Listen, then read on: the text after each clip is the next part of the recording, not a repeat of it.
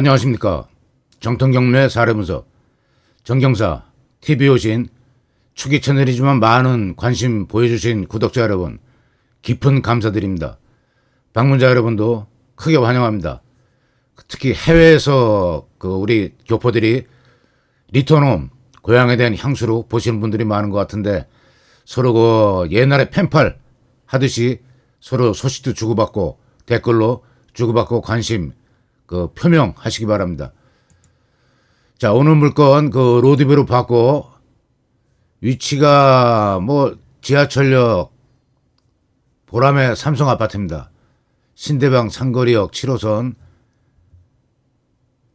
이 지하철역이 양쪽에 있고 보람의 공원 주거지역으로선 그런 대로 중학교 초등학교 교육 여건이나 나무랄 데 없죠. 괜찮습니다. 자, 이 정경사 TV가 이제 법률 전문성, 그 다음에 오랜 직접 투자 경험, 이 응축된 경매 노하우, 그 다음에 영상 제작에 임하는 성실성을 자부심으로 영상 제작에 착수한 지 1년 좀 넘어가고 있습니다. 초기에 이 경매가 이거 위험한 거 아니야 걱정하시는 분들, 그리고 제가 기본 이 유튜브 영상 제작에 임하는 마인드가 우선은 정경사 TV 방문하신 분들은 일단은 위험하고 권리 분석사항의 함정, 지뢰밭이 질비한 경매 과정에서 손해 발생, 이 입찰 보증금을 띄는 일은 없도록 해야 되겠다 하는 취지에서 영상이 이게 300여 개 롱폼하고 쇼츠하고 포함해서 육박해 가는데 초기 영상은 특히 재경매 보증금 물수 사건이 많습니다. 자, 오는 사건 한번 들어오셨으면은 이렇게 주요 사항 쭉 보시고 그다음에 지금 이 사건의 특유한 분석 사항이 어디 있는지를 파악하시고 다음에 이 법사위 재경매 보증금 몰수 통계 매수청 대리에 대한 안내, 현황 조사서, 물건 명세서, 문건 접수 내역, 이해관계인들이 어떤 입장에서 어떤 서류를 법원에 접수했는지, 그 다음에 법원은 또 당사자들한테 이해관계 어떤 서류를 송달했는지 이걸 차분하게 둘러보기로 하겠습니다. 이 과정을 무시하고 그냥 본인들도 제가 이 유튜브 영상 경매 교육 영상에 착수하게 된 게 어떤 기본 소양이나 바탕이 결여된 인적 자원들에 의해서 만들어진 게 상당수를 많이 보고, 야, 내가 나이는 있지만은 그동안에 이 축적된 법률 전공자로서 리걸 마인드를 바탕으로 해서 복귀 해석 능력이나 또 경매 투자에서 자산 증식을 해본 경험을 한번 농축해서 제공을 해봐야 되겠다. 콘텐츠에 대한 경쟁력을 파악을 하고 착수를 했습니다. 근데 이 사건 한번 간단하게 살펴보겠습니다. 중간에 나가시면은 재미삼아 들어왔다가 내 돈에 대한 값어치, 인생, 이 응축된 그런 결과물일 수가 있죠. 축적된 자금은 을 가볍게 생각하지 않으시는 분은 차분하게 보시고, 그러고 또 하나 부탁드릴 수 있는 게 제가 말씀드린 이런 영상 경매 진행되는 사건 중에 선정할 때 투자성이 있다든지 권리 분석 사항의 특장점, 엣지가 있는 그런 사건을 선별해서 쏟아붓고 있는 겁니다. 프롬프터 준비된 대사 없이 그냥 임의적인 그런 대사를 그냥 자연스럽게 훑고 나가는데 중간에 들어보니까 들을만 했네, 틀림없이 그런 부분을 있으리라고 생각해서 이 사건을 선정한 겁니다.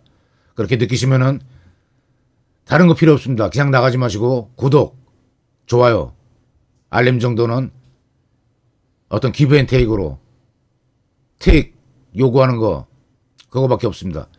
자, 이 사건 보겠습니다. 감정가 9억 2천 봉천동 1698-보람의 삼성 아파트 토지 면적 10평.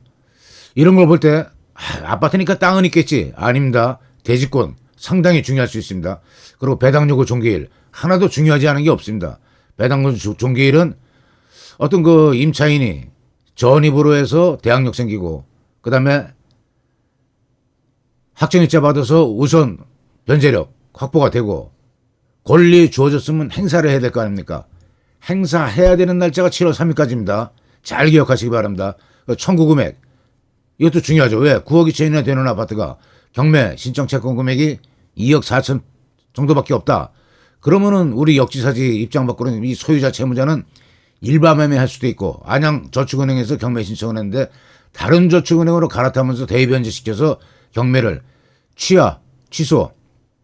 경매 취하에는 최고가 매수인 동의가 필요하지만은 그 경매 취소, 임의 경매에는 개시결정된 이의신청, 그다음에 강제 경매는 청구 이해소라는 별도의 채무 변제를 완전 변제하고 경매 취소할 수 있는 절차들이 있는 겁니다. 그러니까 청구 금액이 작은 경우에는 내가 최고가 매수인건이 됐다 하더라도 안심하기는 이르십니다. 건물 면적 25평이면 대개 뭐 7, 8평 이 공유면적으로 들어가니까 국립평형이네. 조금 34평형 정도 될 것 같습니다. 그 층수는 1,505고. 자, 여기만 봤을 때는 그냥 뭐 아파트고 땅이 있고 뭐 좀 청구 금액이 작은 것 같은데 별 문제 없는 거 아닌가. 자, 이제 그 문제점이 어디 있었길래 도대체 이 사건에서 두 번이나 입찰 보증금을 이번에 1월 20일 날 진행됩니다. 3억 100만 원이 최저가면은 3천만 원 돈을 자기 합수표 찾아가고 법원에 내야 되는데 어떻게 두 번씩이나 못 찾았을까? 여기만 봐서 모르겠죠. 주요 사항이 있습니다. 이거 하나하나를 공매는 특히 더합니다. 공매는 사적 계약하고 대등할 정도로 특약에 대한 해석 능력 이게 가장 중요한 겁니다. 법원 경매는 민사소송법, 민사집행법이라는 그 어떤 절차법에 의해서 진행되기 때문에 그 절차법에 대한 기본 소양을 바탕으로 경매, 권리분석에 대한 특유한 사항을 습득을 하신 다음에 이 입찰보증금 찾고 법원에 가셔야 되는 겁니다. 지금 이 사건에서 하도 답답해서 어떻게 두 번씩이나 이게 또 재경매 사건이 나왔을까? 추천, 투자할 만한 물건 쪽으로 쭉 요새 그 영상을 몰고 나가다가 안 되겠다. 이건 다시 한번 설명을 해드려야 되겠다. 해서 이 사건을 선정을 했습니다. 자, 이거 보십시오. 이게 두 번입니다, 이거. 24년 3월 12일 날 응찰자수 1명. 3억 100에 최저가인데 최저가 대로해서 혼자 가서 입찰 받습니다. 내 낙찰 불어. 되고 다시 5월 달에 진행되고 여기서는 응찰자 2명이나 있고 최고가 7억 1,800원 썼습니다. 뭐 감정가가 9억 2천이니까 이 정도면 싸게 사지 않았나? 더군다나 차순위 매수신고 인보다 상당히 많이 썼네요. 이런 경우에 일반적인 어떤 그 법조 언저리에 있는 그 법조 라이센스 법무사까지 포함해서 그다음에 감정평가자는 감정평가자 또 양도소득세법이나 부동산 세법에 정통한 세무사들이 공인중개사보다 혹시 낫지 않나 해서 자문 구해갖고 뭐 일반적인 그 낙찰가 패턴으로 해서 분석한 결과에 의해서 이런 가격이 나올 수도 있고 컨설팅에서 2등하면 안 되니까 입찰 매수 대리인은 2등에도 어느 정도 실비를 받기 때문에 그런 어떤 무리한 그런 어떤 그 추임새를 입찰 의뢰자한테 하지 않는데 그런 경우가 많죠. 이 허가 떨어졌습니다. 이렇게 불허가 떨어져서 재경매 들어갈 때는 뭐가 다릅니까? 입찰 보증금 20% 안 걸립니다. 특별 매각 조건으로. 자, 허가가 떨어져서 대금 납부 기한이 정해졌는데 여기는 눈치가 빨라서 매각 불허가 신청을 냈을 겁니다. 이따 설명드리겠습니다. 뭐를 봐야 권리 분석이 완성이 되는지. 자, 허가 떨어졌는데 대금 미납했죠. 여기 미납 절차가 없습니다. 여기서는 이제 20% 입찰 보증금 20%가 보증금으로 걸립니다. 자, 이제 1월 20일 날 3억에 진행되는데 여기 3억에 응찰한 사람은 매각 불허 신청을 내고 도망갔습니다. 왜 그랬을까? 얼핏 보면 이유가 없죠. 자, 그 임차인이 있는데 전입이 있고 확정일자 받았고 우선 변제권까지 받았네. 배당 신청까지 했네. 뭐 이 사람 그냥 자기 나름대로 배당 순위에 의해서 배당 받아가겠구나. 먼저 이렇게 하고 그 경매 신청 채권보다 앞서니까 2021년 말소 기준 권리 따지면은 21년 선순위 임차인은 18년 9월달에 전입한 겁니다. 배당 종기 전 신청을 해야 되는데 신청을 했는지 여부를 파악을 안 하고 간단한 상황이죠. 어떻게 보면은 그냥 배당 신청까지 했으니까 선순위 임차인 돈 먼저 받아가고 그 다음에 이제 경매 신청 채권이 그 돈을 받아가고 배당 순위에 의해서 그러고 별 문제가 없겠구나. 그런 가격만 잘 판단해서 쓰면 되겠구나 했는데 보십시오. 배당 요구 종기일이 7월 3일입니다. 7월 3일인데 왜 전입하고 확정일자는 제대로 받아놓고 확정일자 2018년 이 1순위 말소기준금보다 먼저 받았죠. 근데 여긴 뒤집니다. 뒤지는 임차보증금은 계약 갱신에 의해서 2년 차이 나죠. 갱신에 의해서 그 증액된 보증금에 대한 확정일자입니다. 그럼 이거는 한 번 우선순위가 주어지면은 한 번 해병 영원한 해병이라고 그냥 다 우선순위냐? 아닙니다. 이 증액된 임차보증금은 말소기준금을 뒤지기 때문에 대항력 우선 변제권에 차이가 있습니다. 이런 사건 많습니다. 임차인, 선순위 임차인 잘 분석하셔야 됩니다. 이렇게 간단한 것 같은데 이런 결과가 빚어지는 겁니다. 배당 요구 종기일이 7월 3일인데 왜 우선 변제권을 확정일자에서 물권적 효력, 대세권이라고 세상에 대항할 수 있는 그런 계약기간도 주장할 수가 있고 임차보증금 반환 청구권을 승계인한테 주장할 수 있는 우선 변제권까지 줬는데 대항력에 그러면 배당 요구 종까지 권리 행사를 하라고 그랬는데 행사를 안 하고 늦게 했습니다. 9월 15일 날. 그럼 어떻게 됩니까? 권리가 주어지지 않습니다. 우선 변제권이. 우선 변제권이 주어지지 않으면 어떻게 되나? 이런 경우 외에도 순서대로 전입, 확정일자, 배당 신청 있는 게 아니라 전입보다 배당, 확정일자가 앞서는 경우도 있고 또 선순위, 말소기준 권리가 소액이라서 임차인들이 많다 하는 경우에 대의변제해갖고 순위가 바뀌는 경우도 있고 변화무쌍합니다. 변화무쌍한 이 어떤 간단한 것 같지만은 임차인, 우선 변제력 있는 대항력 있는 임차인 여러 가지 양태로 나타나는데 권리 분석 복잡하게 생각하지 마세요. 1분에 끝낼 수 있습니다. 10분에 끝냅니다. 5분에 끝냅니다. 본인들 경매 안 해본 사람이라고 단정하시고 귀 기울이지 마시고 쳐다보지도 마십시오. 자, 배당 종기 전 신청해야 되는데 그 권리 행사를 안 했으니까 임차보증금 먼저 못 받습니다. 이 국회 법사위 대법원 자료입니다. 이 자료도 상당히 재경매 사건이 도대체 얼마나 될까 궁금했습니다. 저도 그 구글 네이버에서 없어갖고 구글까지 검색을 찾아낸 건데 2012년부터 2016년까지 5년 동안 17,900건 상당히 많죠. 전체 경매 건수 대비 평균 6%. 100명 중에 6명은 보증금 못 찾는다는 얘기입니다. 뛴다는 얘기입니다. 법원에 내고. 5년간 하게가 3,492억. 3,500 잡으면 5년 통계니까 1년에 700억. 엄청난 돈을 입찰보증금 띄면 국고로 들어가질 않습니다. 배당, 재원의 편입, 남 빚 갚는데 보태주시는 거. 나쁘다고 정말 선의로 한 거라면 나쁘다고 할 수 없지만은 얼마나 억울하고 답답하겠습니까? 자, 그래서 이게 한 10여 년 전에 대법원에서 이런 제도를 만들어놨습니다. 개업 공인중개사 중에 대법원에 정하는 소정의 교육을 받고 그 보증보험이나 공제조합 2억을 추가로 보증금을 걸고 매수신청 대리인 권리분석 50만 원 범위내 그냥 뭐 호텔 특급까지 안 가도 7호텔 뷔페 한 끼 정도면은 최소한 이 보증금을 이 주인공은 안 될 수가 있습니다. 누구든지 전문가한테 가고 싶어 하죠. 어떤 그 모르는 사항이 있으면은 전 보면은 주역이나 하긴 뭐 탈호전까지도 보러 다니시니까. 그리고 법무법인, 변호사 승소 가능성이 있을 때 본인이 똑똑해갖고 신청 취지 신청 이유를 구성하고 판단을 마치고 나서 좀 더 전문적인 그런 또 조력을 얻고자 할 때 가셔야지. 아예 백지 상태에서 법무법인에 한 2천만 원 착수금 주고 했으니까 내가 소송일 거야. 막연한 기대입니다. 경매 사건에서는 개업공인 중에서 매수신청 대리인이 전문가입니다. 전문가한테 맡기십시오. 입찰 매수 대리 감정가 1%, 최저가 1.5%중 합의된 금액 여유 있게 합의하실 수 있습니다.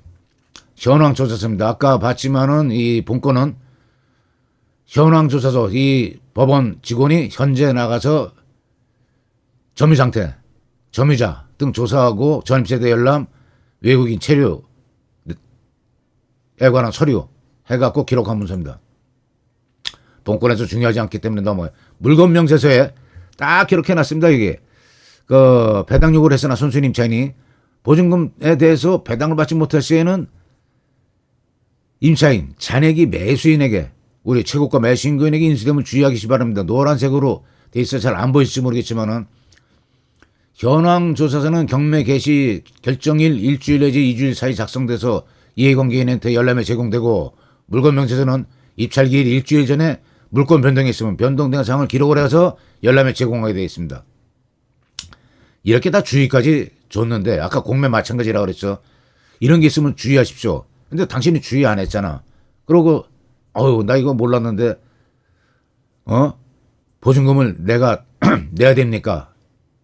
이 선순위 임차 보증금은 아까 얼마로 증액된 금액 말고 4억 3천입니다. 승계되는 게 4억 3천에 대해서 당신이 물지도 몰라 하고 주의를 줬는데 이런 거 다 그냥 가볍게 건너뛰고 꼭 거쳐야 될 어떤 관문인 그런 권리분석 사항을 하나하나 정확히 살피고 정말 그 진지한 자세로 검토해야 될 이 권리분석을 제대로 안 해갖고 나중에 제가 몰랐는데 나중에 알았습니다.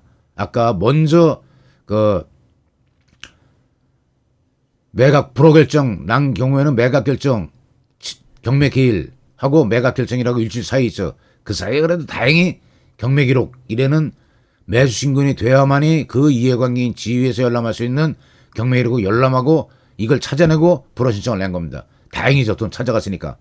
근데 그 경매 기록 열람까지 해야 권리 분석이 완결이 되는데 그 경매 기록은 열람하지 않고 그냥 최고가 매수 신고인 된 이후에 그건 뭐 경매 내가 싸게 샀네 하는 기분에 도취해서 그 기간을 넘기고 보니까 잔금 내려가니까 뭐 얼마를 4억 3천 뭐 얼마를 더 내야 된다고요?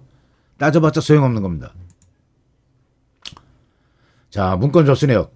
이 최고가 매수신고인이 이 먼저 불허 신청된 매수신고인은 환급 신청을 찾아갔습니다. 이게 보면 이렇게 기록이 나오죠. 당사자들 어떤 문건들이 접수가 되는지 소유자, 채무자가 뭐 연기 신청, 재감정 신청 모든 게 다 나옵니다. 야, 이 최고가 매각 불허가 신청했지만은 그냥 진행돼서 대금 몰수된 그런 경과가 적혀있는 서류입니다. 송달래요.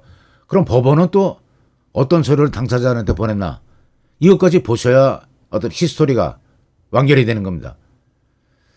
최고가 매수인인 대금 지급기한 통지서 발송 이렇게 발송했는데 돈 못 낸 거죠. 가슴 아픈 사연이 이런 주인공 되고 싶지 않으시죠? 되고 싶은 사람 누가 있겠습니까? 100명 중에 6명에 내가 상상하기도 싫은 그런 어떤 지위입니다. 절대 그런데 겪지 마시기 바랍니다. 자, 예상 낙찰가가 이렇게 제가 보는 사이트가 돈 아파트는 통계 사례가 그래도 신뢰할 만하게 나왔습니다. 88, 90. 여기 감정가 곱하기 9, 99, 81. 대충 이렇게 적용해서 이렇게 기재가 됩니다. 인공지능 AI로 해도 이거보다 낫겠죠. 이렇게 생각을 하고 그냥 입찰 보고 하신 겁니다. 최저 입찰가 더하기 4억 3천입니다. 이 본건은. 그러니까 좀 보시죠 한번. 최저 입찰가 3억 100만 원이니까 4억 3천 더하면은 7억 3천. 7억 3천이면은 감정가 9억 2천이니까 좀 더 써도 되지 않을까 생각을 합니다.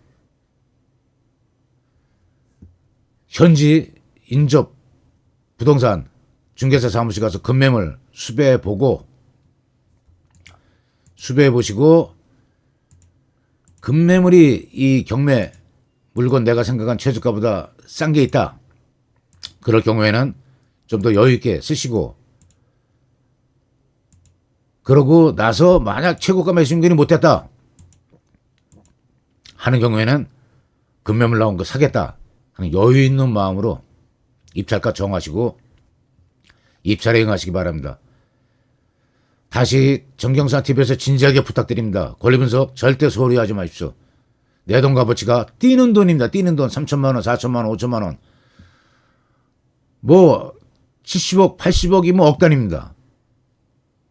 진지하게 권리분석에 임하시고 입찰가도 합리적으로 정하신 주위의 어떤 추임새 및 등 떠밈에 밀려나가지 마시고, 이 정경사TV 영상 이 최종 화면에 그냥 어디 돈 안 내고 정경사TV 영상 그 롱폼 쇼츠로 이런 빨간띠, 태권도 빨간띠까지 매실 수 있습니다. 화면 연결시켜 놓겠습니다. 무료입니다. 그것도. 자, 구독, 좋아요, 알림으로 정경사TV 응원 부탁드립니다. 오늘 여기서 마치겠습니다. 수고하셨습니다.